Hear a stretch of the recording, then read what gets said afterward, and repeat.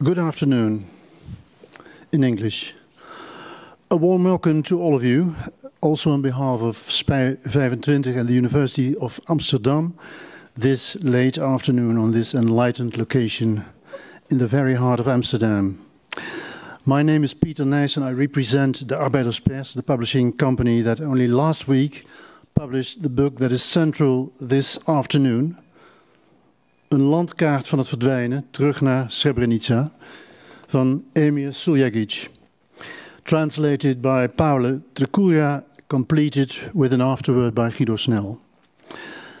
A very special welcome to Emir Suljagić, who is staying in the Netherlands for a few days at the invitation of the University of Amsterdam and the uitgeverij, the Arbeiderspers. Welcome, Mr. Suljagić, and your wife also. We hope you're enjoying your stay and will return home feeling that it was all worthwhile. The two other podium guests this afternoon, Bertien Minco and Guido Snel, of course, you're also very welcome. Emir Suljagić, and I'm fully aware that I'm going to say things that will be familiar to most of you. Emir Suljagić is a survivor of the Srebrenica genocide. With Briefkaarten uit het graf, this book, Postcards from the Grave. Back in 2006, he published one of the very first testimonies of the genocide on his native soil. That book has been translated into 9 languages. Emir was 17 when the war broke out. He taught himself English, was an interpreter for the UN militias and the Dutch peacekeepers, Blauhelmen. And probably partly because of this, he managed to survive Srebrenica. After the war, he became a journalist. He started his journalistic career with the Bosnian weekly Dani, but later also worked as a correspondent for the Institute for War and Peace Reporting from the Yugoslavia Tribunal in The Hague. And his articles have also appeared in the New York Times, Al Jazeera, and Die Zeit, among others. Suljagić obtained his PhD as a political scientist from the University of Hamburg, as a political scientist from the University of Hamburg, and has been director of the Srebrenica Memorial Center in Potočari since 2019. He teaches international relations at Sarajevo University and was also Minister of Education and Deputy Minister of Defense in Bosnia. Emir Suljagić will be joined on stage as a speaker by Bertien Minco. Like Suljagić, Bertien Minco is both a writer and director of a memorial site, in this case, since 6 months, of Memorial Center Kamp Westerbork, Herinneringscentrum Westerbork. This position is preceded by a long career in various places in the culture and media sector. Her novel, Liever niet op reis, published in 2016, deals with the Holocaust from the perspective of the second generation. The core theme of the book is the painful and emotionally charged silence within the family about what happened in and around Second World War. Minco and Suljagić will talk to each other under the guidance of Guido Snel. He is a writer, translator, and assistant professor of European Studies, European Literature at the University of Amsterdam. He wrote novels, stories, and non-fiction, and published the widely acclaimed 9 Steden, Europa van Wenen naar Istanbul, which can be summarized as a current cultural and political history of Central Europe. He also recently compiled, under the title Homo Poeticus, a collection of autobiographical texts by Danilo Kiš, nicknamed the last Yugoslav writer. His work appears, and I'm not saying this without some pride, as well as that of Emir Suljagić at the Arbeiderspers. And I hasten to add that Briefkaarten uit het graf and Een landkaart van het verdwijnen have been published in our company. Well, small part is probably is due to Guido. And how that happened and how they got to know each other, that can be read in chapter 4 of 9 steden. And also in the afterword, by the way, a bit of this book. Anyone who reads 9 steden, and you will understand that I'm recommending this book to all of you, will from now on perceive the world between Vienna and Istanbul with very different eyes, namely as a layered reality with a complex past that cannot be reduced merely as a history of violence. This does not alter the fact that it remains very restless in the regions that we usually call the Balkans.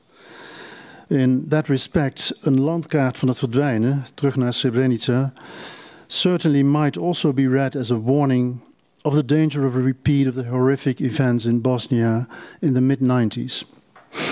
Milorad Dodik, the political leader of the Bosnian Serb separatists, and Riley, the confidant of Madeleine Albright for a long time, jeopardized the shaky peace in Bosnia and Herzegovina at the end of last year by approving a number of documents that threaten the risk of violent scenes.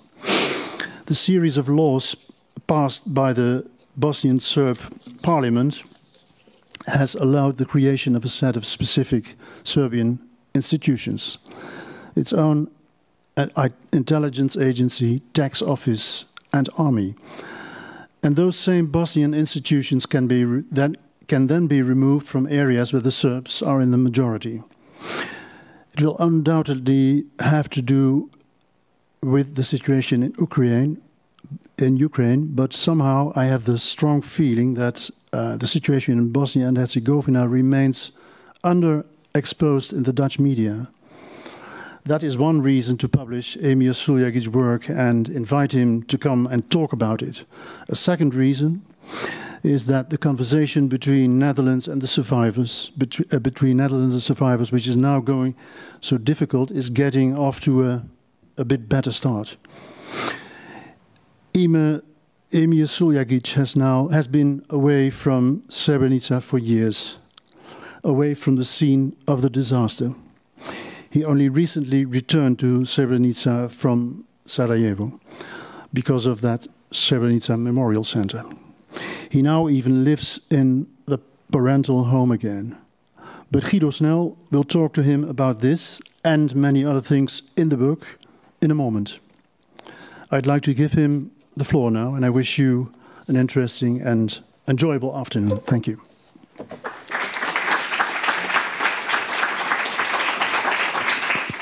Thanks, Peter, for your kind words. Thanks also for already stating the importance of the book. We will talk about your book, Emir. Okay. We will also talk evidently about the background of the book. We will do that for about 20 minutes, and then we will invite Bertien to join us. Can I get some water first? Of course, yeah. I've been very impatient to talk to you, as you can. Yeah. Me too. Can I have a glass? Yeah. Okay. You kept it quiet all the time, right? Yeah. Okay. While you're pouring glasses, let me begin. As Peter was reminiscing about your, let's call it your career, your experience. Starting off as a young interpreter, accidentally an interpreter, a witness, a survivor to the genocide, a journalist, but also a scholar in political science, and now you have a career as the director of the Memorial Center.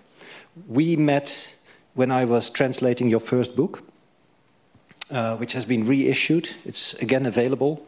It's still a very moving, important book. Briefkaart uit het graf, Postcards from the Grave, 2006.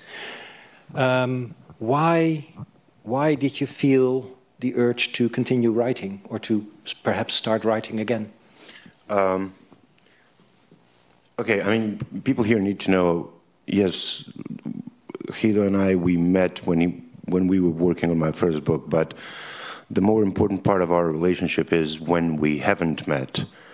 And we haven't met in 1994, when he was actually supposed to come to Srebrenica as an interpreter with the Dutch contingent. And I'm so glad that our relationship has never been tested in a way that my relationship with humanity was tested in July 1995, which is part of the reason that I really love this guy. And this is a Bosnian male expressing love to another male. That's like, sorry, like you're attending a historical moment here. Now, as far as the book, the writing is concerned, I wrote another small sort of manuscript that I wrote alongside writing my PhD. I don't know, there was something else to the process of writing, working on the, I mean, people usually go crazy when writing PhD, and my way of being crazy was to write in parallel another book.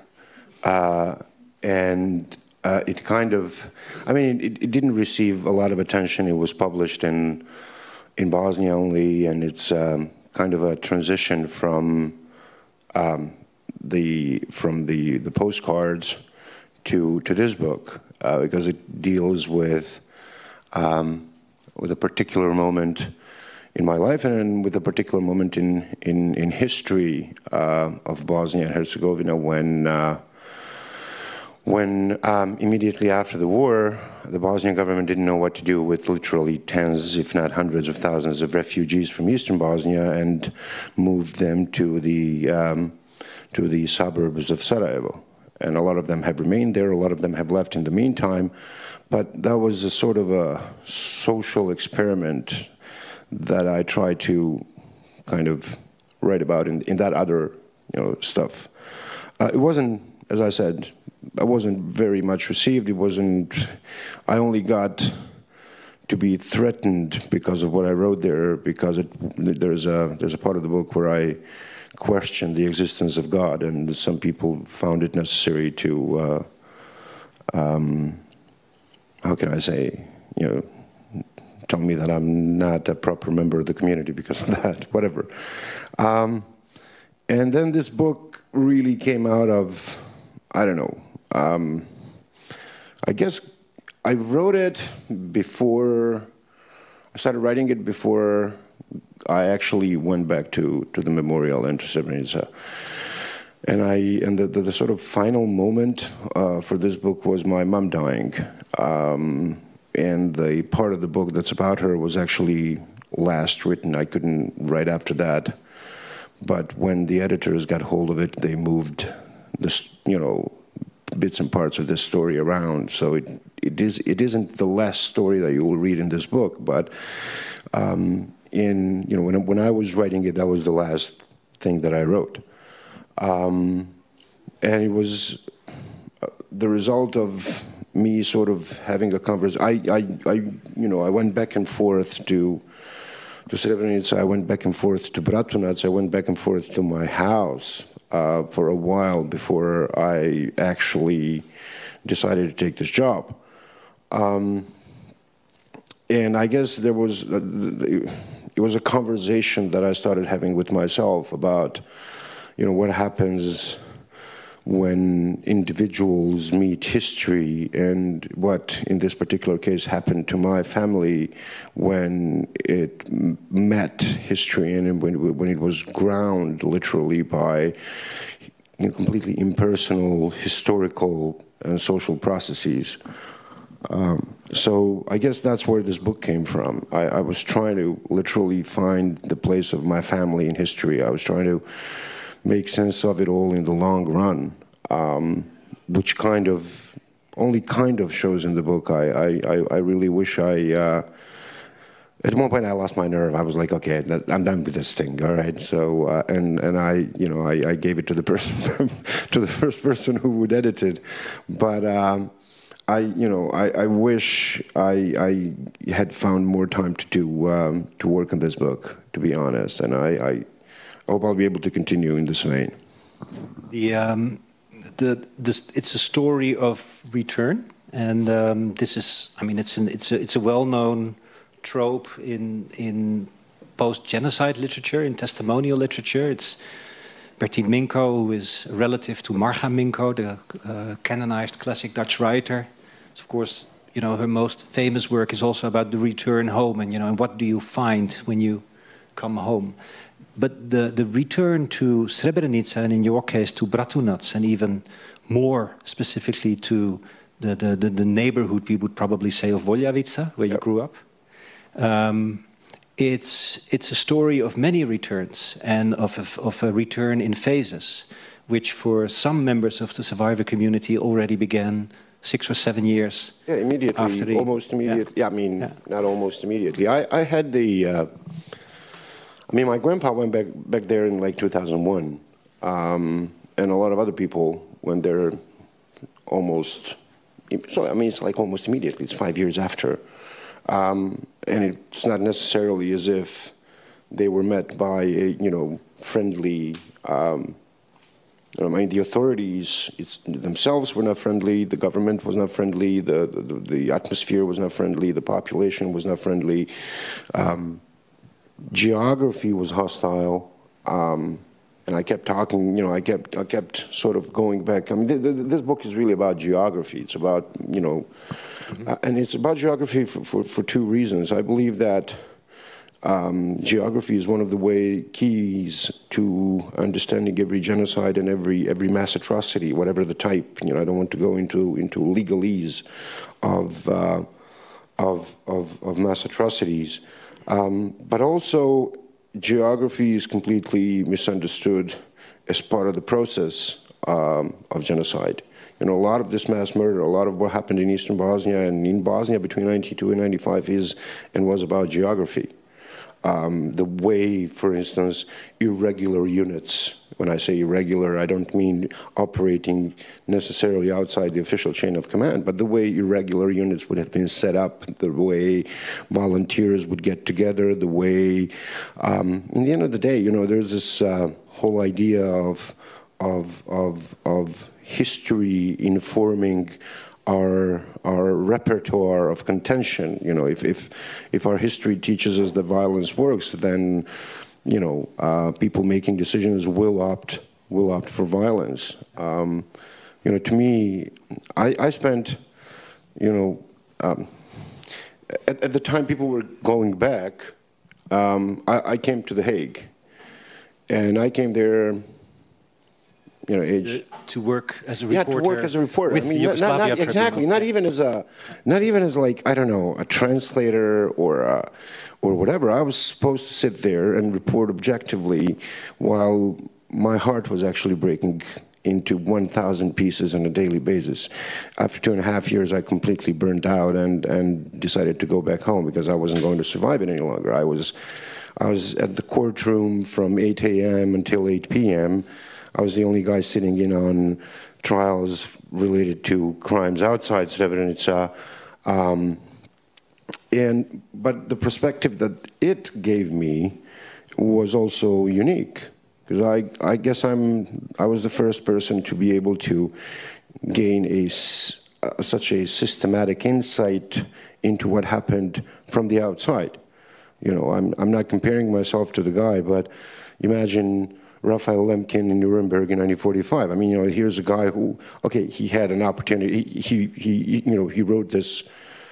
I mean, come on, you know, like Access Rule in Europe is like the text, and obviously he had a better idea of what was happening before he came to the Nuremberg. But I guess that, you know, facing and hearing the, you know, personal and individual stories for the first time for him would have been what for me was seeing the systematic and deliberate nature of what had happened, and looking at it from a completely different perspective, looking at it from the perspective of blindfolds required, you know, wire and what do you call them, ligatures, and the amount of fuel and the amount of heavy machinery and the transportation and the kind of stuff that went into wiping a group of people off the map. It's like really prosaic, you know? And I guess that's where this first kind of conversation I started having about, okay, this is, and there's my family in the middle of it all, you know, and there's me sitting on the other side of this bulletproof wall, required to write about it in English, for an English language media, for an editor who couldn't care less about the fact that my heart was breaking up while I was, sitting in that courtroom and listening to testimony or seeing documentary evidence of what was happening. So I guess I came to, like, when I finally decided to go back, and that was this is a very long prelude to that question. But when I finally decided to come back, I guess I knew most of the people went back not knowing. By 2000 by year 2000, word genocide wasn't even in use. It was 2004 when the first, second or appeals court judgment was handed down.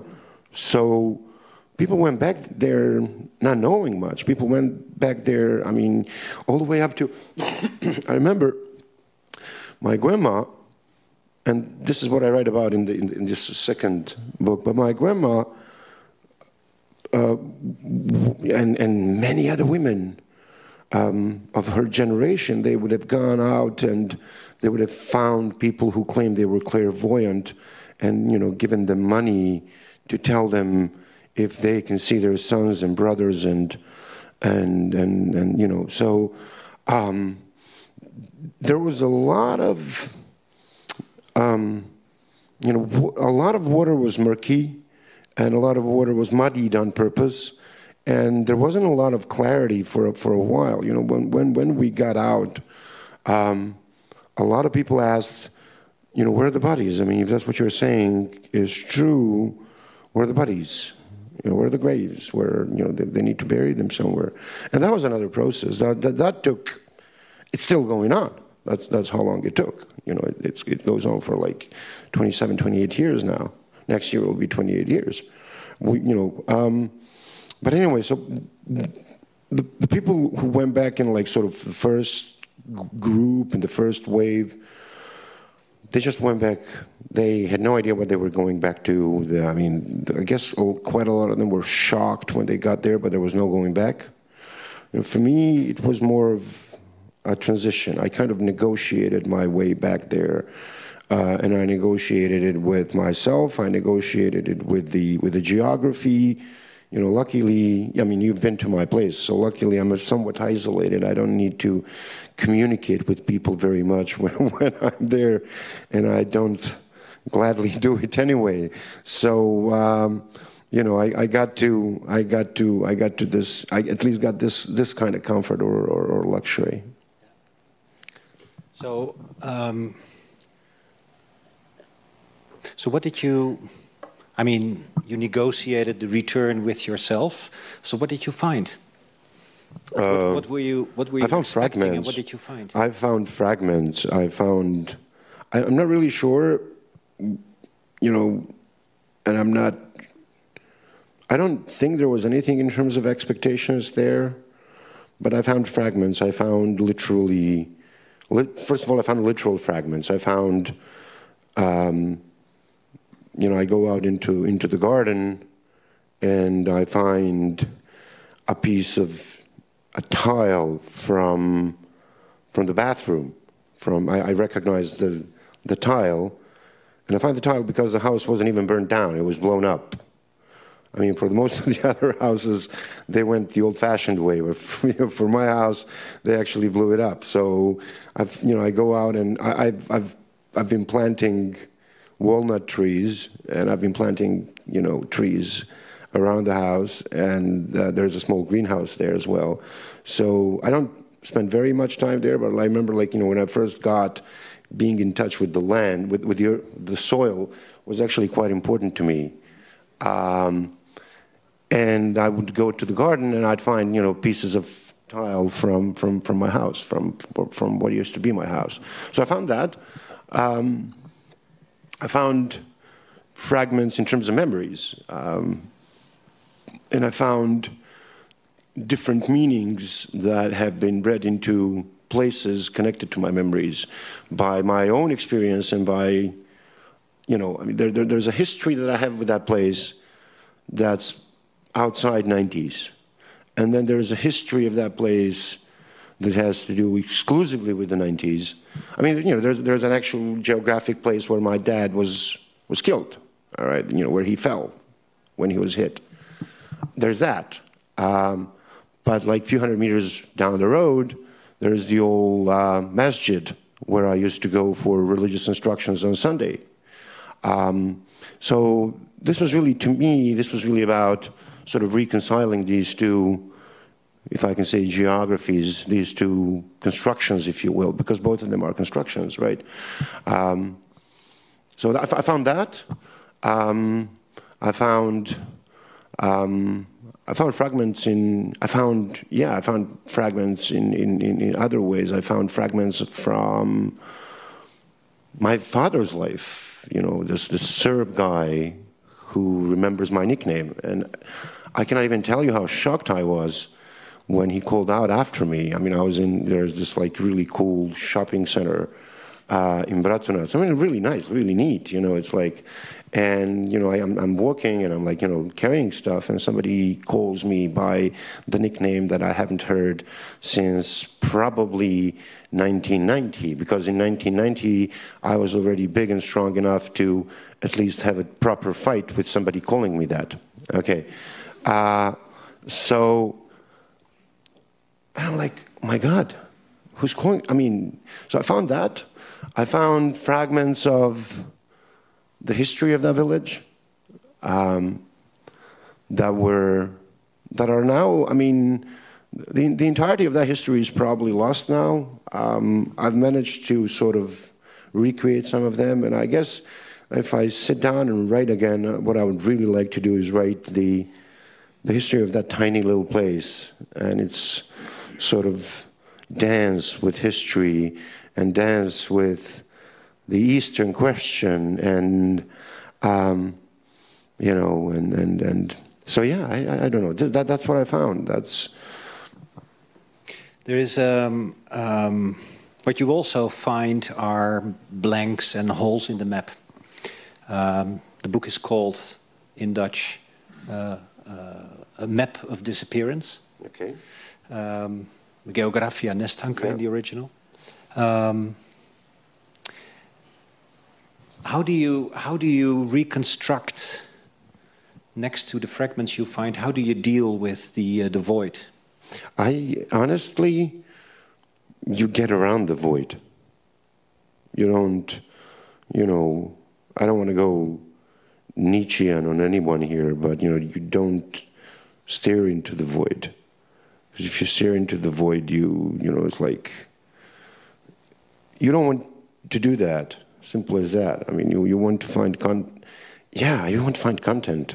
You want stories. You want, because, you know, stories is how we build our worlds. So it is about finding stories. And for me, it's like one of the greatest things is and I've actually found a lot of inspiration for this book, even though I didn't write about it very much. I kind of mentioned that in passing, but, you know, there was, especially in summers, you know, we kind of get together. I mean, you know, the guys who live abroad, they sit in their expensive and shiny Audis and Mercedes. You mean in your youth, the people working in No, the guys in the village. You know, there's this one guy who, like, sort of, you know, he hates flying, so he sits in his really expensive Mercedes. He drives down to Voljavica. We sit, you know, it's like, and a bunch of them. Some of them actually live in the Netherlands. And, you know, we have these conversations at night, and you know, a lot of those conversations are, of course, I mean, you know, alcohol is the greatest social lubricant there is. So a lot of them are, you know, like, lubricated. And then you find yourself sitting there at like 3 or 4 a.m., the morning dew is just like sort of appearing, and you listen to their stories. And it's these stories that kind of bring back, so, you know, next time we do that next summer, I'm probably going to be secretly recording them. I mean, come on, you know, they'll forgive me. But that's how, I mean, you know, honestly, screw the void. It's not about the void. It's about the stories. And I think one of the things you do in this book is tell those stories. And I mean, you're a very gifted writer, but also a very good listener. This is what I. You're the first person to say that I'm a good listener. My wife would probably have to disagree. I mean, I only remember the last two sentences anyone says. You know, it's like I have this trick. Yeah. Well, I mean, once again, to me, these stories are important because they center people that I knew. They center the voices that are familiar to me. They center another thing. They center the community that was. They center the life that was before death ever came. And that's what I, you know, ideally would like to do, and that's what I ideally would like to write about. They need to be heard. They and these, you know, the once again, stories. Everything is a story. Everything, you know, right? Since when we wake up in the morning until we go to bed at night, I mean, well, we keep exchanging stories with other people the whole day. I mean, you know, we tell each other stories. We create stories together. It's all about stories. That's how we survived. You know, I mean, our ability to tell stories, seriously, is what sets us aside, I guess. I want to ask you one more question, and then I will ask you, Bertien, to join us. Seems like a technical question, but you are also a scholar, and here comes the technical part: genocide studies. There's this development to sort of go away from asking ourselves, why did these people commit those crimes, talking about the perpetrators, and instead focus on something what is called perpetration. So, you know, the whole complex, the whole, you know, all the way to the geopolitics, the local politics, what specific circumstances enabled people to become involved as perpetrators in these crimes.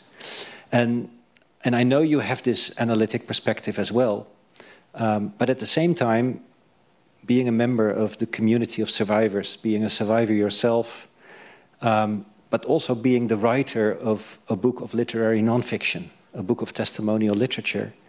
How do you deal with this, this tension between, on the one hand, trying to grasp the bigger picture, and on the other hand, facing also sometimes on a daily basis, when you are in Srebrenica or Bratunac, some of the people that were involved, either as perpetrators or bystanders? Okay. Well, when it comes to this sort of scholarly or bigger picture look at genocide, you know, where I think we are all together making a mistake is when we represent genocide as a sort of a mega hate crime, you know, like somewhat inexplicable. I mean, you know, hate crimes are usually inexplicable. Why would you, you know, shoot someone in the street, right? I mean, it's like usually it seems illogical, it seems. And I'd rather look at genocide within the context of security and political projects, especially security project. And people also forget, you know, when, for instance, speaking about Holocaust, I often go to, I mean, I use that example of Otto Ollendorf, the one of the Einsatzgruppen commanders, who when asked, okay, men, but why kill women and children?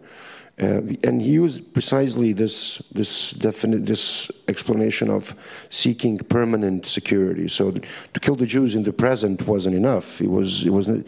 What was required is to kill the Jews in the future, to remove the threat in the future, seeking permanent and inachievable security. You cannot achieve that. But that didn't stop them. And there's another issue that I find highly, well, I mean, at least open to debate when it comes to how we understand genocide today, which is genocide is only when victims are completely agency-less. And I don't agree with that. I think that if there is belligerence, then what's taking place couldn't possibly be genocide. I don't think it takes away from the Holocaust to say that the fact that there is belligerence, it doesn't mean that one side doesn't have genocidal ideas and genocidal fantasies and genocidal plans. I mean, we look at Ukraine now, and we see what the Russians are doing on the occupied territories, where they're completely wiping off the Ukrainian history and Ukrainian culture. And that's something that Raphael Lemkin would certainly refer to as at least cultural genocide. So we need to take this wider look, to cast a wider network when it comes to understanding genocide. That's one way of looking at it, as far as I'm concerned, of course. Now, how you fit individual stories into it is really, where the tension comes from. But I also guess that when you look at it once again in the wider picture, and that's what I kind of try and write about here. My family history is history of, there's this I believe it's originally Arabic word of muhajirin, it's like refugees, and Muhammad was the first, but he also was the first and the only one to come back.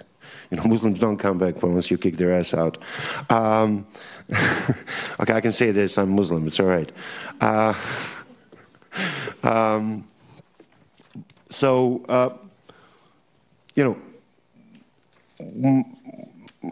My family or some of my ancestors went through this in 1833 or at the latest 1864, and then my grandfather was a refugee in World War II, and then he also lived long enough to be a refugee in 1992.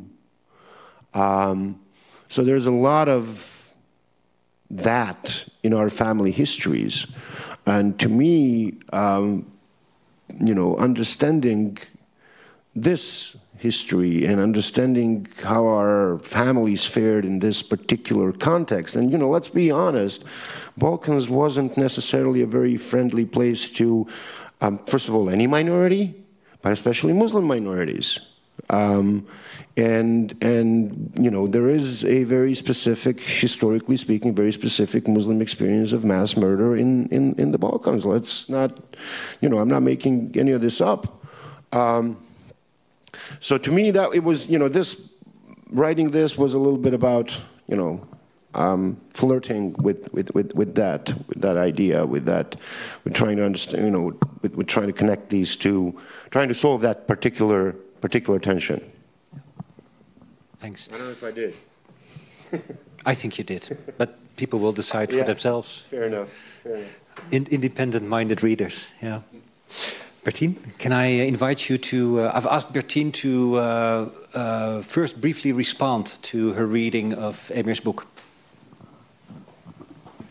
Yeah. Yeah. Do I leave? No, you stay. You stay. We're not letting you I talk to you. Well, like Guido, you refer to Marga Minco's book, Bitter Herb. This is also a tiny book, but tiny books are often the hardest. Especially when big stories are told in it. They've been reduced to the core by the writer. Guido, you asked me to tell something about my reading experience. A map of disappearing back to Srebrenica took me back to a place I don't know myself, but to a world I know by heart, because it's the world in which I live and work, the world of survivors. And as it goes, while reading, your own experiences are constantly blending in the words you read. The first words of this book come from an excerpt of the Quran. This is given as a motto. God does not impose a man more than he can bear. And with that, Emir, you encourage me. Not only give me the courage to read this book, but also to be able to do my work and even to live my life. This little sentence even before you started your text, evoked countless moments and images in which I saw how survivors draw courage and comfort from their faith, even though they were not religious at all. It actually has nothing to do with that. It's about connection, about tradition, and about holding on when your whole world has disappeared. Okay, and then I start to read the text. And on page 10, I read this. I'm sorry for the poor translation. Okay, well, I read it in English. I knew much earlier than the rest that everyone was dead, but I had to and would continue to live. I didn't have time to cry and grieve. I had to catch up with life, and that's how I remember myself in these post-war years, when the dirt I carried with me was clearly visible. Maybe it still is, and that's why it would have been better if I hadn't survived. I think I understand everything about this excerpt. It is as if my mother is speaking to me through you. No time to cry and grieve. It marked her existence as she passed the big and digestible ball with sadness on to the next generation. The visible dirt you carry with you, I think I understand what you mean. It's about the humiliations you endured and the question of why you survived and why they didn't. It would have been better if you hadn't survived, you wrote. I suspect my parents often thought that too. Survival is a heavy burden and a big task. God does not impose a man more than he can bear. Apparently, you can. And you tell about it. For me, to my shame, reading A Map of Disappearing is in a way an introduction to the genocide of the Muslims in Bosnia in the period of 1992 till 1996. It was the period in my life when I was having babies. My world was very small and in a totally different atmosphere. It started earlier and it took longer than I knew, and it happened so nearby. I heard about it on Radio Netherlands in the summer of '95, and yes, it was always about Dutch bed in the Netherlands and rarely about the people who were killed, who were murdered. This book is about the people, about grandfather Sadiq, the imam from Potočari, who was found years later in a mass grave.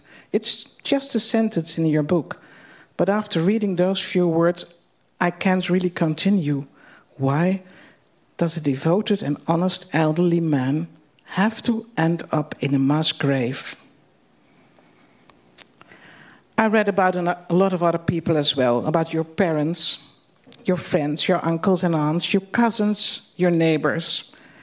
In small chapters and sometimes fragments and quotes, they pass by, like loose threads and strings from the fabric of your existence.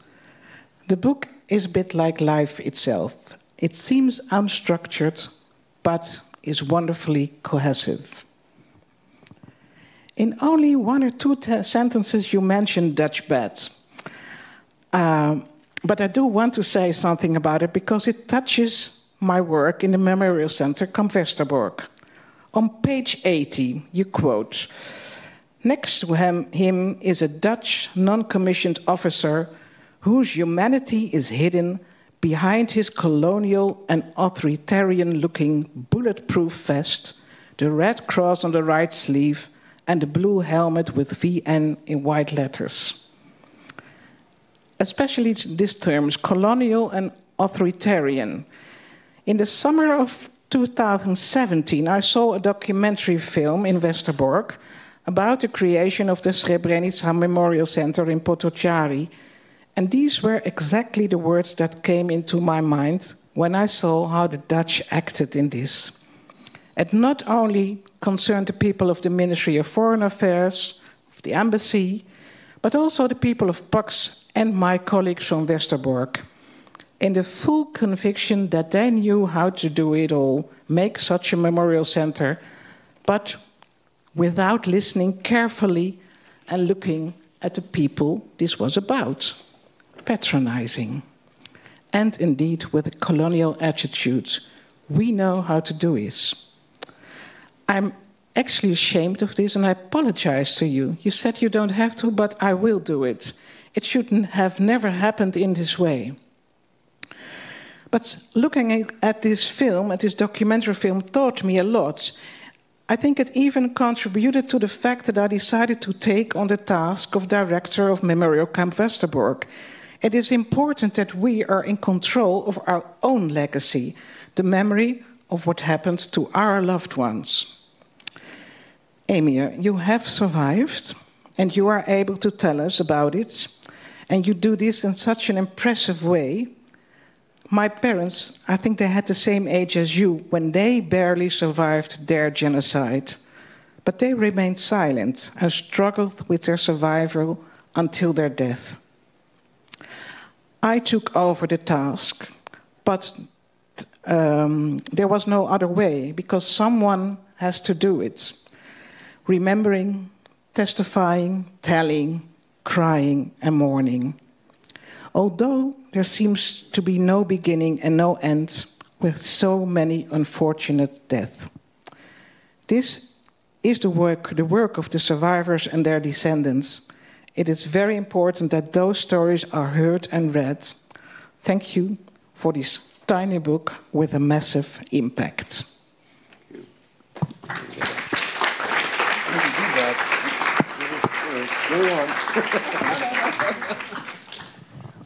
Would you like to respond? No, no, I'm going to screw something up. I mean, this is as good as it gets.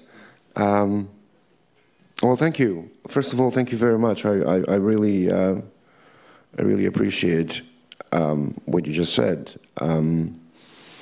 But you know, I want to refer to the exhibition and what you told about it. As I said, I was one of the reasons that I was really looking forward to this event was that I knew that I was going to meet you. And the first thing I said to you, so everyone can hear when we came here, is I said, "Hi, my name is Emir. I want to do business with you." And we, like a Jew. Yeah, come on. I mean, it's like, come on. We know this thing, all right? You know, that's what we do well. So I'm really looking forward to working with you. I'm really looking forward to dealing with some of those things and rectifying some of those, let's call them mistakes for the purposes of this conversation. And as for the book itself, and for what you said about the book, I'm old enough to know that you really don't own your book, your words, the moment they're out. But what you have chosen to read from it is beautiful. So thank you very much. I really appreciate that. I'd like to ask you, Bertien. I have your novel here as well, Liever niet op reis. Yeah. A very moving, but also a very funny book, if I can say so. Yeah. In a way. Yeah. In a way. It's the story also of, in a very odd sense, a return. But in this case, it is a visit to Auschwitz. Yeah. From a person who somewhat resembles you. Basically to visit the place where many family members were killed. And this points to similarities, but also to differences in your experience. Sort of the labels of first and second generation really, yeah, are important, yeah, and they are significant in both your cases. And there was one sentence that really struck me and which taught me a lot about the first and the second generation and the dynamic, where you write about the silence of the first generation, and where one of the characters at some point says the war was bad, but the worst came after the war, referring to the silence and the suffering. Well, she was not referring to the silence. She was referring to the messages that came. She said, in the war we still had hope. And after the war, it seems we lost our hope. Yeah. So the moment they got the messages from the Red Cross that everybody was dead. Yeah. Yeah. What strikes me so much when thinking about first and second generation is how, in which crazy ways time is working, because we have this tendency. I mean, we meaning we as a country, as a community, perhaps as a continent, to sort of to count history in years and say, oh, you know, the Holocaust, it's what is it, 75 years? Yeah, longer? 75, yeah. 76, so it's becoming distant history and so on. Whereas your work also, I mean, as a writer, but I guess also for the Memorial Center Westerbork, it's also, again, you know, finding bits of information about people's stories. It's like you dive deeper into the history, and what you told about the fragments, you know, when you only have fragments, you search deeper because you need to make it whole again. Yeah. And I find it very interesting to see that there are still, we know so little, actually, even from the Holocaust. And we did so much research, but when you really think about how many people, how many stories are not told and not digging up and not researched. There's so many. Even I do a lot of research in my own family, and there's so much questions. And when you dig deeper, you only get more. You dig up more questions.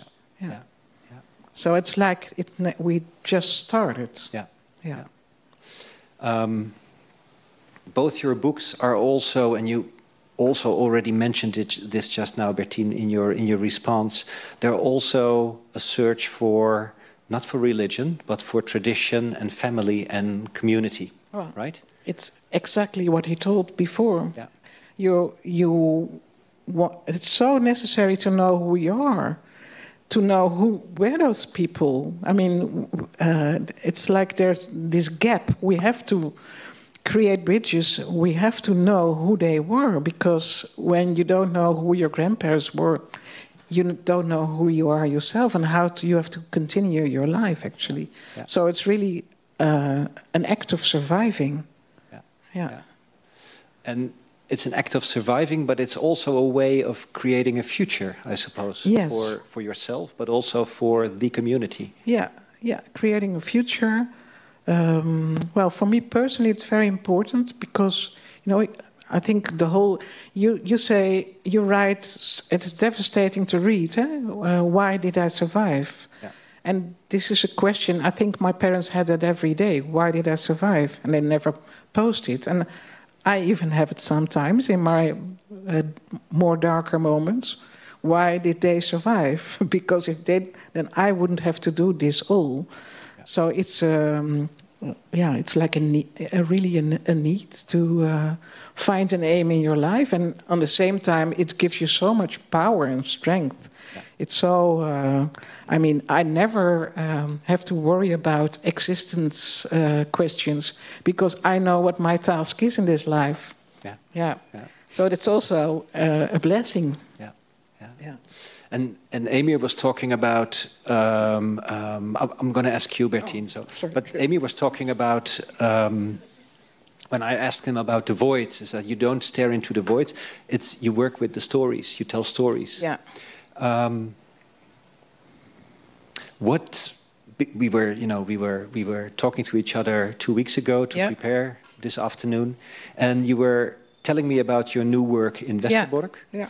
And you said something that really struck me. You said, you know, what has been very predominant in the sort of the Holocaust memorial culture is always pointing to emptiness and voids, and also, you know, artworks that sort of somehow sort of recreate these senses of emptiness and so. I said, but you know, we we have a different task. We have to find ways to tell this story for new generations. Yes. Well, actually, the place, the campsite in Kamp Westerbork is an empty place. Exactly. Yeah. And it was a symbol for the generation that survived, because they say this is exactly what it should be, empty, because this is our void, our emptiness. And if for younger generations, they come there and they say, okay, you know, what do I see here? What do I have to understand from this emptiness? So we need to find ways to, or give them stories before they enter this emptiness, or do something, build, construct, put back the rails, without making it Disney park. Yeah. Yeah. Yeah. Which Auschwitz, to some extent, in your novel, it's not Disneyland. I mean, it's something different. No, I think that, because I don't think that it's because of Auschwitz. It's because of the people, you know. And this is, of course, what genocide is about. The barracks can't help it. It's the people that did it, and it's the people that make Auschwitz into a attraction. And they make pictures like in front of the, what is the prikkeldraad? The barbed wire. Yeah, the barbed wire. So, yeah. We do it. Yeah. I also want, and you refer to the documentary film, one of the things that you are encountering in Westerbork is a history that is not just a Holocaust history, but it's also the post-war history of the place. Yeah. Like Emir is uncovering earlier histories in his local region as well, and the question is, of course, how to deal with this. Yeah. You were referring, when you spoke about the documentary, and also quoting Emir, the sort of the what was it, colonial or neo-colonial? The attitude is like you know, we know how to do this, and people come in and they what they forget is to sit down and be a bit modest and listen to the people, listen to the stories. And then try to, you know, what can we do to help you? And instead of that, they just took over and they came with a plan, and it was quite heavy. But in the case of Westerbork, and I'm also going to ask this to Emir, because in the end, the place itself contains many stories. Yeah, also colonial stories, the decolonization of the Netherlands, the Moluccans. They lived there for 20 years, from 50 till 70, 72, in the same wooden barracks under terrible conditions. I mean, and those people were not killed, but children died there because of the bad circumstances. And you should imagine that you come from tropical islands and you are moved to a wooden barrack in Drenthe without proper heating and... well, it's quite hard, and it's, you know, it's a place far away. It's like Ter Apel, you know. It's when I look at Ter Apel, I think nothing has changed. They kept people there for 20 years in the illusion that they would go back. It's terrible to see that nothing changed. Emir, how do you look at the task, or perhaps the challenge of a memorial place to deal with not just one experience and one story, but the fact that there are more versions of the same experience around? Well, see, I have a sort of a double-layered problem here. First of all, you know, the memorial that I manage is and should be dedicated to Srebrenica. Now, there's a problem already there. What do we mean when we say Srebrenica? Do we mean 5 days of July 1995? Or do we mean 3.5 years plus those 5 days of July 1995? Because, you know, the assumption now, and especially if you take a look at the legal record, is that the intent to destroy, which is like sort of, you know, dolus specialis, came out of vacuum on the night of July 10th and then went back into vacuum on July 16th. that's not working out. I mean, not from where I'm sitting, at least, you know, because intent, it doesn't come overnight. It doesn't, you know, how can I say, there needs to be in place a socio-political environment. There needs to be in place a sort of a, you know, this reconstruction of who the target is. You know, there's an entire process in which, you know, the target is reconstructed into a mortal threat. So when you look at it in the context of the Holocaust, for instance, the Jews were at the same time despicable non-human beings and also super powerful guys who were running both the capitalist and the Bolshevik camp. Okay, and that needs to fit into people's heads, and it does. You know, what you would call ordinary, normal people, they find a way to fit that into their head, and that's how these things happen. So there needs to be, you know, we need to discuss the cultural context. I mean, a lot of these things are structural. Don't give me a break. I mean, come on. You know, I'm reading this history of Prussia. I mean, of all things, you know. But you know, what's interesting is that the way Jewish life was regulated in the German lands back in the, you know, starting in the 15th and 16th century. And it was very regimented, very highly regulated. You know, there was a provision for what they could do, what they couldn't do, what professions they could do, what not. I mean, come on.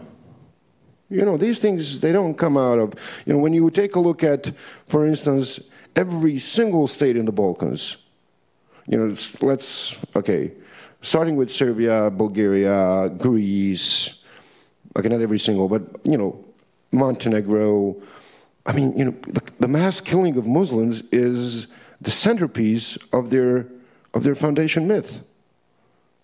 I mean, who were they liberating themselves from? I mean, I know, yeah, they look at it as national liberation wars.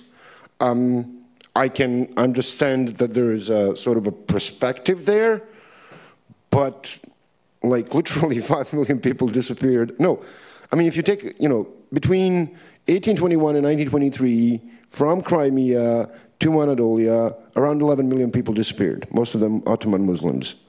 The only reason that there are Muslims living today in Bosnia was that Bosnia was actually colonized by another superpower at the time, by Austria.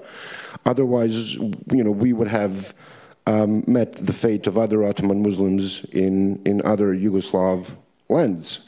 And once again, you know, I can see this nation-building perspective there. You know, I mean, you know, the guys were ridding themselves of a 600-year-long occupation.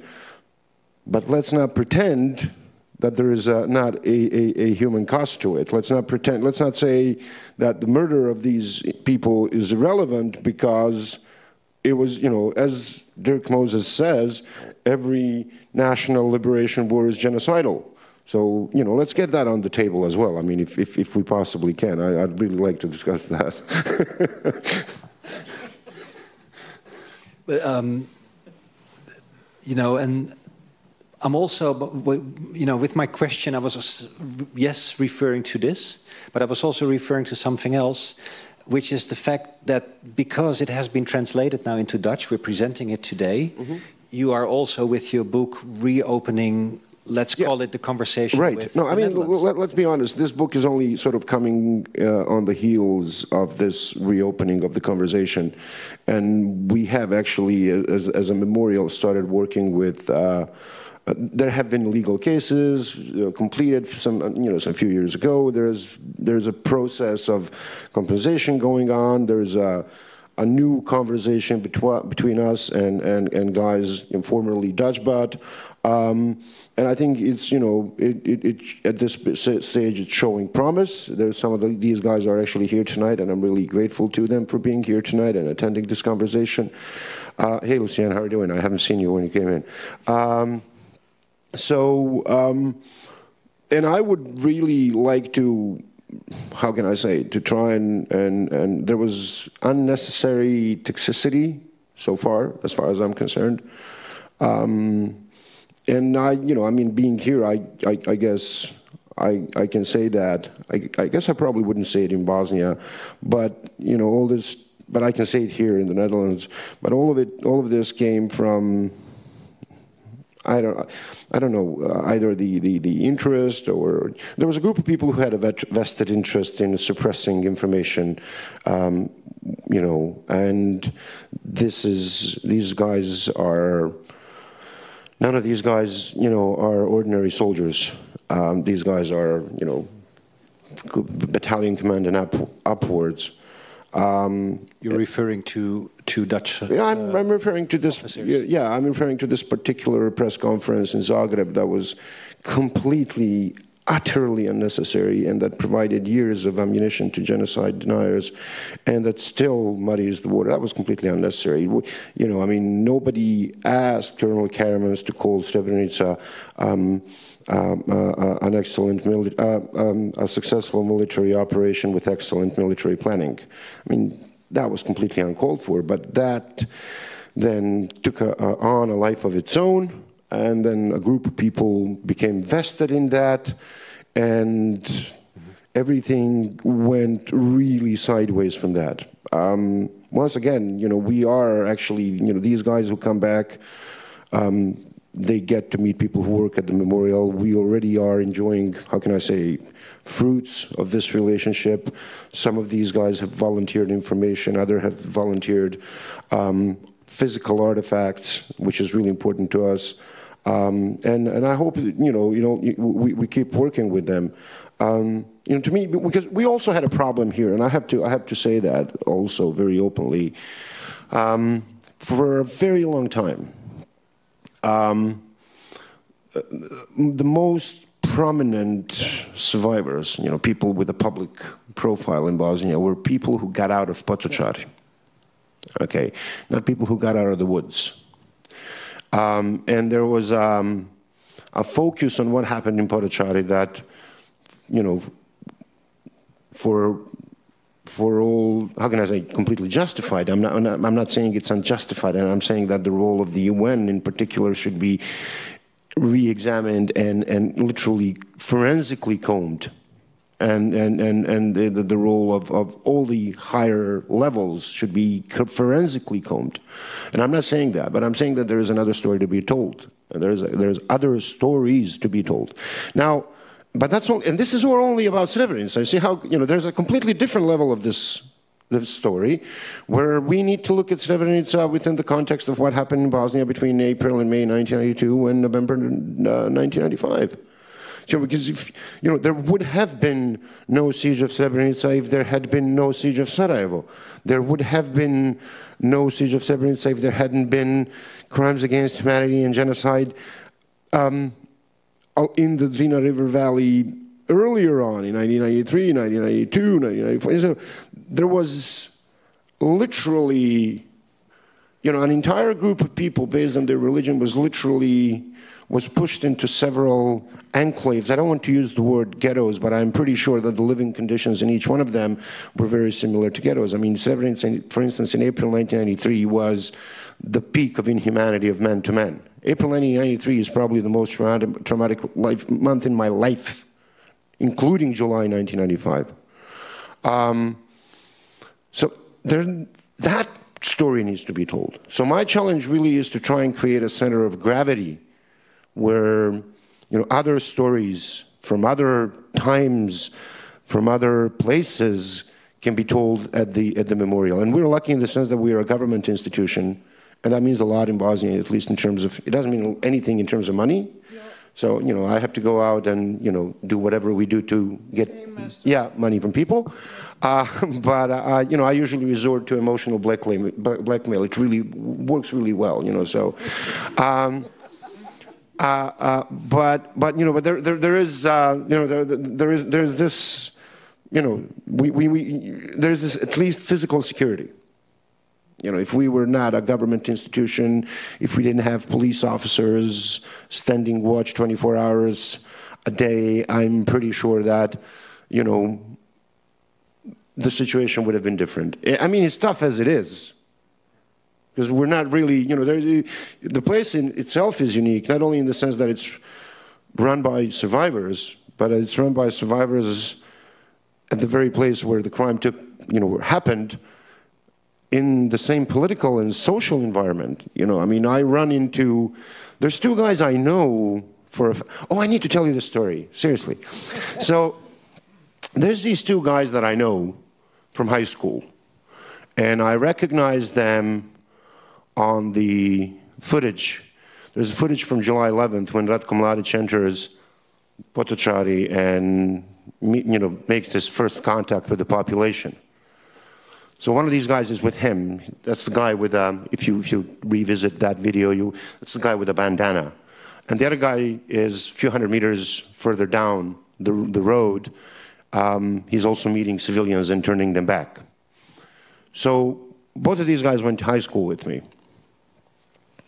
And I know that I didn't have evidence, but I knew that they took part in the mass killing in Branjevo on July 16th, and then went on to another place called Dom Kulture in a nearby village where they killed another 700 to 800 people. So it's year 2003, and I've just completed, it's like, I don't know, some autumn in the Netherlands. And it's dark, and I've just completed another 12 hours, shift at the tribunal. But on that day, I was watching I was reporting on the trial of two guys, one of whom was really the grave digger of the Srebrenica operation, the guy who was chief engineer in the Zvornik brigade, no, Drina Corps. And at one point during that day, there are two testimonies. One guy enters, comes in. There's what do you call that? They close down the bulletproof glass. They distort his voice. They distort his face. But I'm sitting there and thinking, I know this guy. I mean, and I know his name. I know this guy. And then they shut the session down. The entirety of his testimony is given in a private session. And then another guy comes in, and I realized during the first couple of minutes of introduction, I know this guy. I mean, this is so-and-so. And I'll tell you why I'm not telling you their names. So, and I realized that these two guys are actually protected witnesses, that the prosecution offered them the status of, some sort of protection to testify against their higher-ups. Because they testified against another guy, they testified that he ordered them to these two mass execution sites.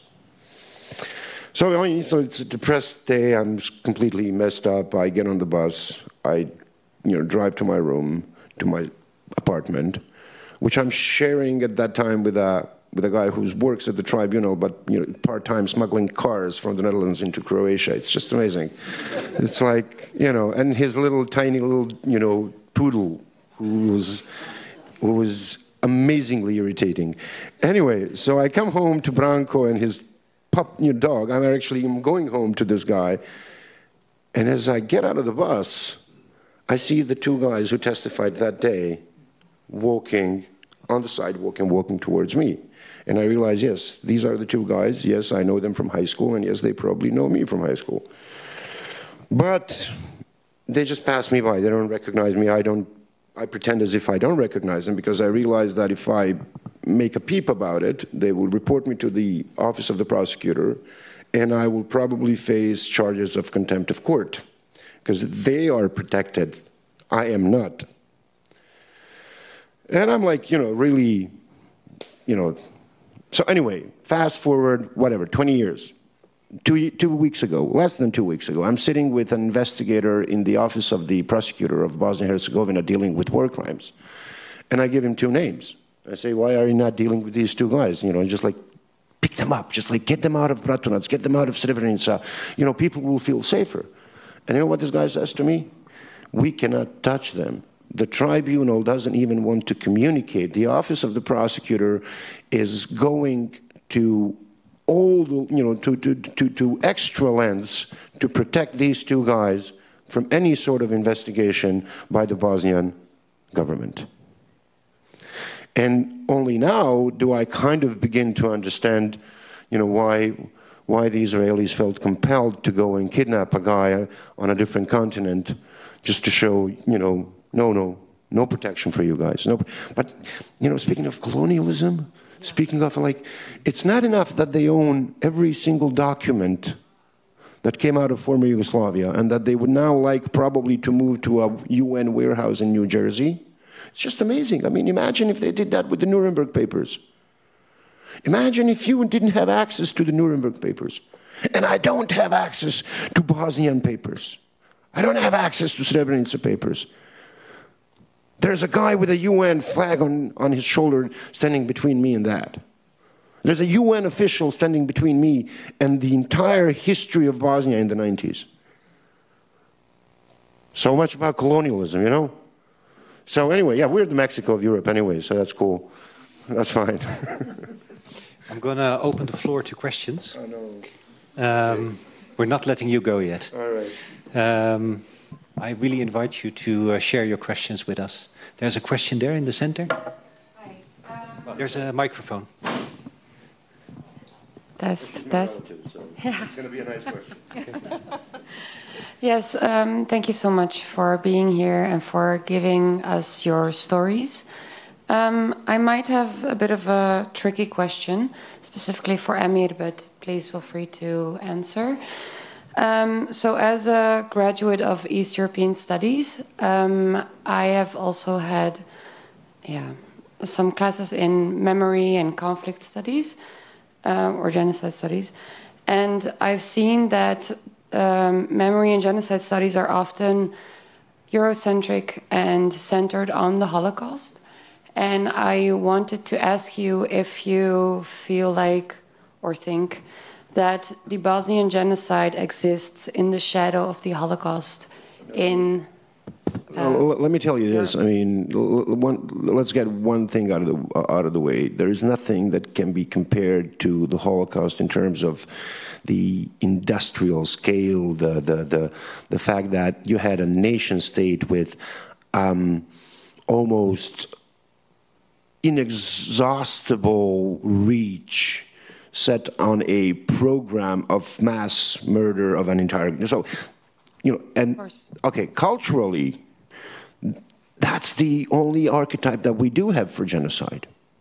And that's also a fact, because our experience of genocide has been shaped on the Holocaust, and rightly so. However, and I've been talking about that tonight, it doesn't mean that other mass atrocities, other genocides, cannot be researched, cannot be, you know, brought to light in their own uniqueness, because that's why I talked about geography so much.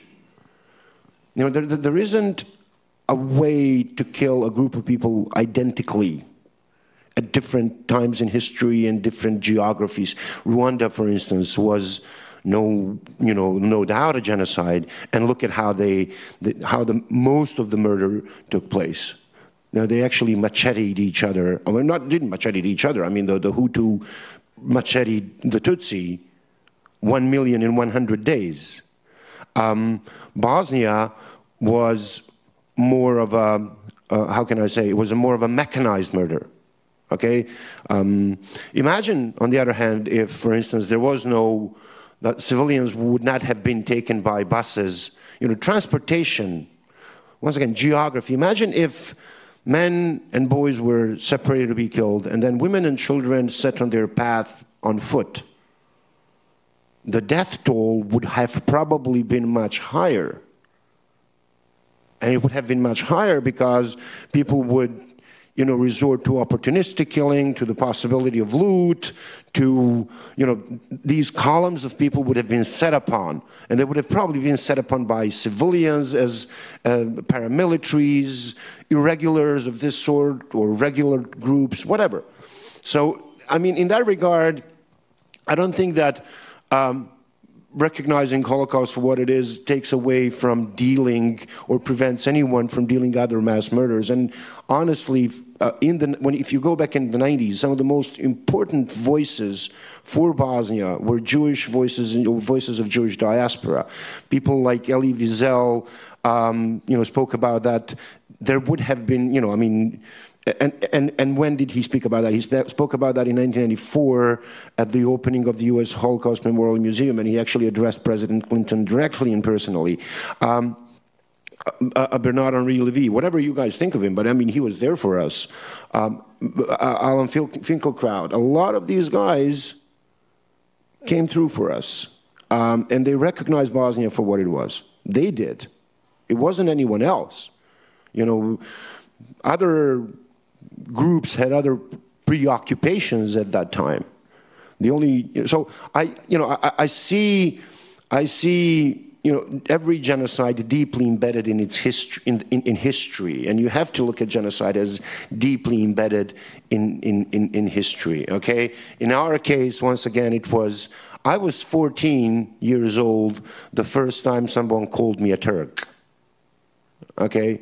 You would have been, Raphael Lemkin, and I'm just using him because it's coming to mind, would have been probably called some derogatory term for Jews in Poland when he was 14 or 15 years old. I mean, this is how these things are made. And I think our distinct, unique history is what decided, here's the thing, and it goes back to the question that you asked earlier, when you research genocide, it's the worst ethical dilemma that you have.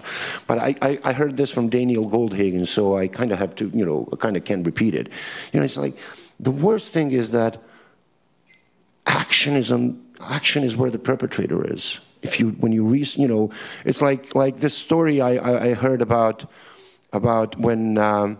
when Steven Spielberg and Branko Lustig, completed the Schindler's List, and they went to Krakow for the world premiere, and it was known already that the film was going to be huge. And when they got on the plane, Spielberg turned to Branko Lustig and said, "Okay, we made a movie about the Nazi. Let's now do something for our own people." And they went to LA. And they established Shoah Foundation. And Shoah Foundation today houses 50,000 testimonies, video testimonies of Holocaust survivors. But it also houses 20 of our own. There are 20 Bosnian testimonies from the 90s that are now part of the Visual History Archive. And there will be more. And we will be creating our own because, somebody already these institutions were trailblazers, and we're now just sort of following the path. So no, I don't think it's first of all, I don't think it's a trick question or a tricky question, and secondly, I don't think that to me the most I guess that intellectually the most significant part of my life, when I got out of Srebrenica and I sort of got on my feet, I started devouring books on the Holocaust. I had no other reference to go to understand mass murder. I had no other place to go to. And it was studying the Holocaust that I started, studying the Balkan history, and it opened another door for me. But, studying the Holocaust, for probably young researchers and students like you can be an opening into another field, another set of events or processes. Thank you. Okay. No, don't give him the mic. Give him the mic. Yeah. I'm very glad with this conversation.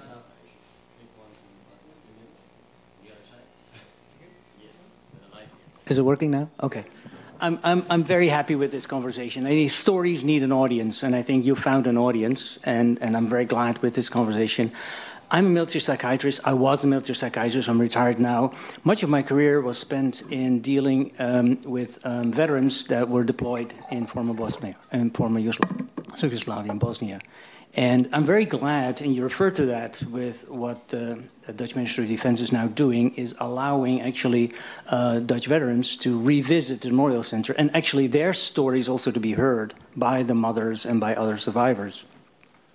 So I just wanted to say that and express our gratitude, or my gratitude, that we are invited to be part of that. What touched me is what you just said.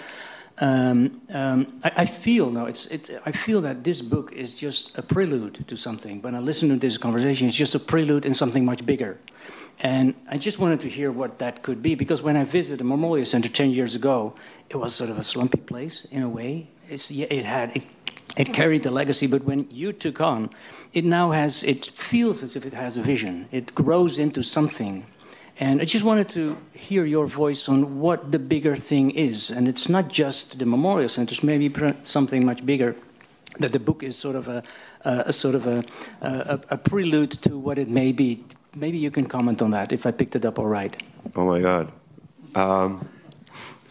You got me. Seriously, I don't think. I mean, there's a number of. If the question refers to if I'm going to be writing, you know, I don't know. When it comes to the memorial itself, it's going to be my legacy, whatever I do. So if I screw up, you know, my legacy is going to be that I screwed up. So far, I'm not screwing it up, so we're fine. And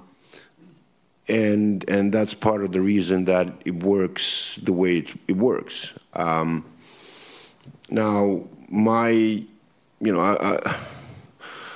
I would like to be able to tell all the stories out there, and I would like, you know, for the memorial to be able to tell all those stories that are out there, because history is a lot richer than any judicial record. We are now, and that's probably been the case for the Holocaust survivors for a very long time, we're now in a situation where the assumption is that it happened if it was in court. If it wasn't part of a court proceeding, it didn't happen. I strongly disagree. I think that the fact that a testimony did not have a probative value and that it could not send someone to prison does not mean that it's not part of a history of a particular group of people. And it's not part of, in the end of the day, of national history. And I would, to be honest, I would, you know, with these oral histories that we're doing, I would really like to, as Stephen Smith said to me, I would like to kind of nationalize them. You know, I don't shy away from that. I know, you know, where the resistance is going to come from. I know, you know, where I'm going to be getting flack from.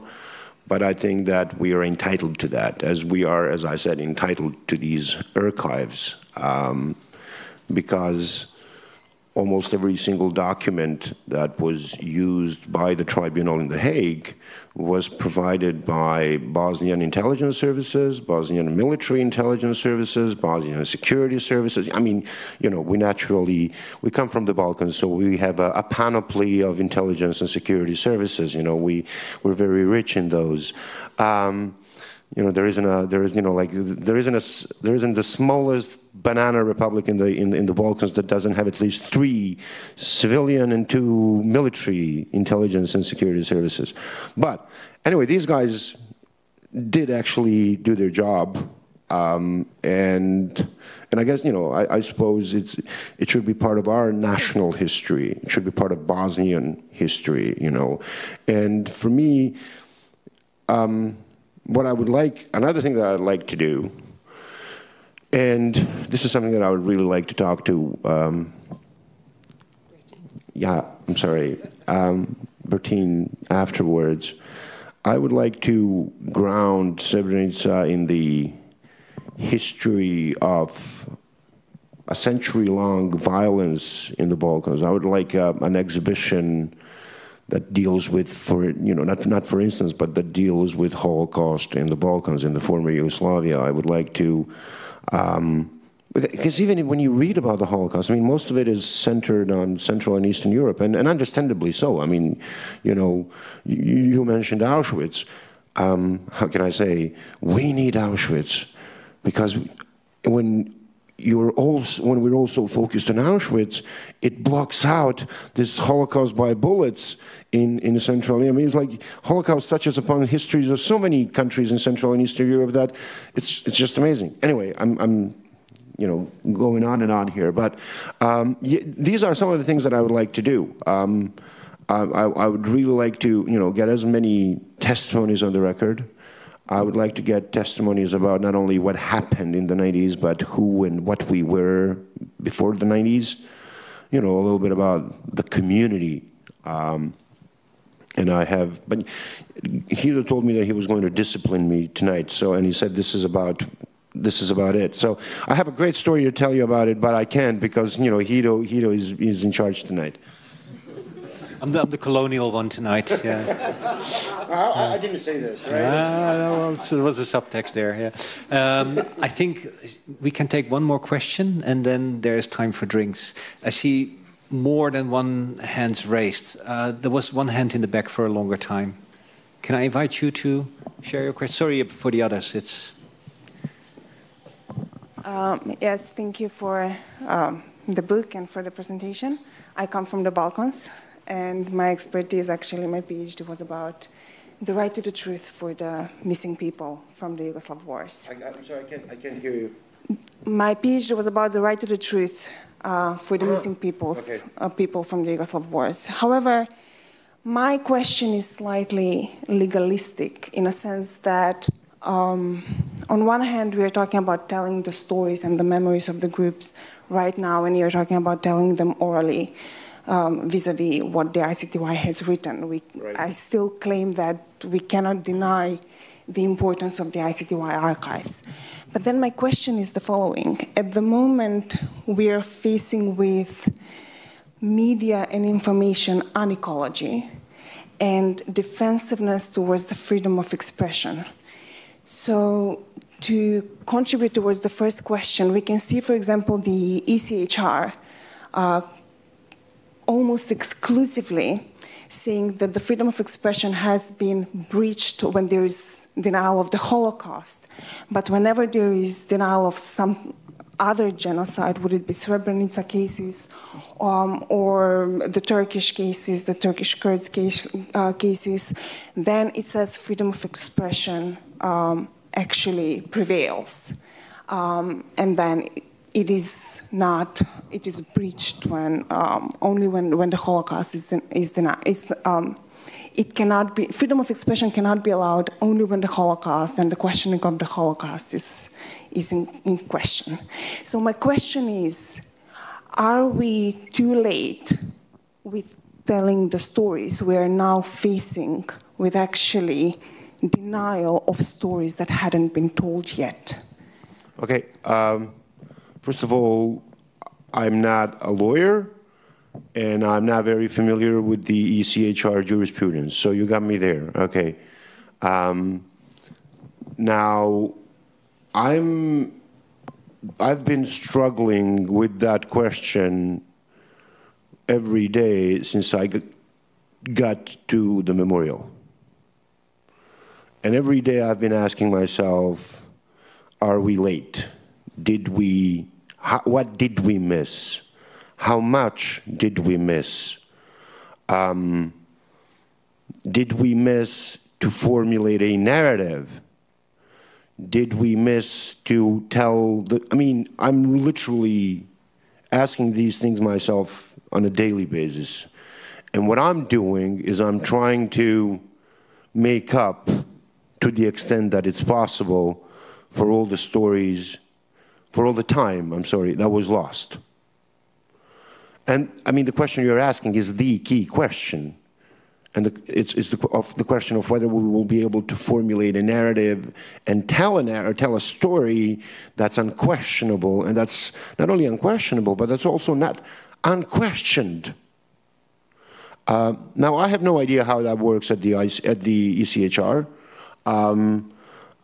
but I do know that there is now in place, there are now in place legal provisions in Bosnian Penal Code outlawing genocide denial. Now, they were formulated in a very funky way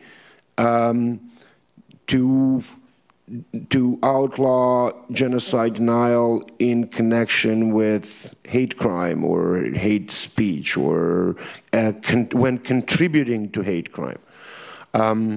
And it's unlikely that we will very soon find a prosecutor willing to risk his career on a genocide denial case. I mean, let's be honest. And but it did, to a great extent.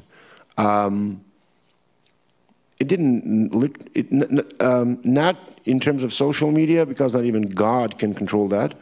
But mainstream media, you wouldn't believe how much less, almost not at all, genocide. There is genocide denial now. Now it has now been. It's very. It's kind of interesting. I mean, you should go and look up on our website. We have this genocide denial report that we issue every year. We issued one for 2020, 21, 22, and it literally is a monitoring mechanism. And we have in the meantime we have developed an algorithm, literally, that you sort of, every article that appears in the press sort of pops up for us. We know who the guys are, anyway. And it's interesting that a lot of this has now been outsourced to Serbia and parts of Montenegro. They don't do it in Bosnia, but they go in Belgrade TV, and they do that stuff. Now to go back to your question, yes, 25 years may have looked like a lot. I mean, in terms of loss, in terms of time, right? But also, let's be honest, those 20 years, 25 years have been a period of uncertainty in our history. And none of the things that we have now, that we take almost for granted, was certain, not even close to certain back then. It wasn't certain that we were going to have this memorial at all. It wasn't certain that we would have been able to find the people that we have found. I mean, you've been researching, obviously, the issue of missing persons, and you know how difficult it was to even start that process and then get ICMP involved. And DNA, as you well know, was piloted in Bosnia. I mean, we were like literally, the first country in the world to use this on a massive scale. So a lot of things... I guess you could say that people just had to do what they had to do at the time, that telling the story, that, everyone thought that what the ICTY did, and I agree with you. I mean, I'm not trying to undermine or to discredit the ICTY. On the contrary, an entire generation of mass murderers has been literally removed from our societies. And that helped. It had to help.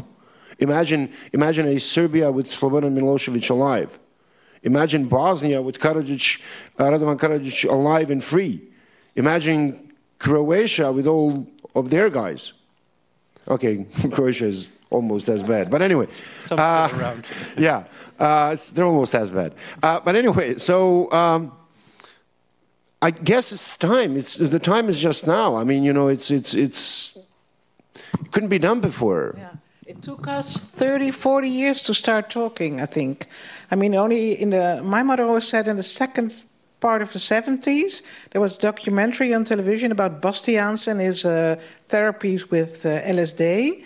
And this was the first time, she said, that I realized that maybe we should talk about it, And there were not many books and not many stories, except for Marga Minco with the Bittere Kruid. All right, that's it, man. Yeah. Let me say a big thank you to both of you, Emir Suljagić and Bertien Minco, and please give them a big applause.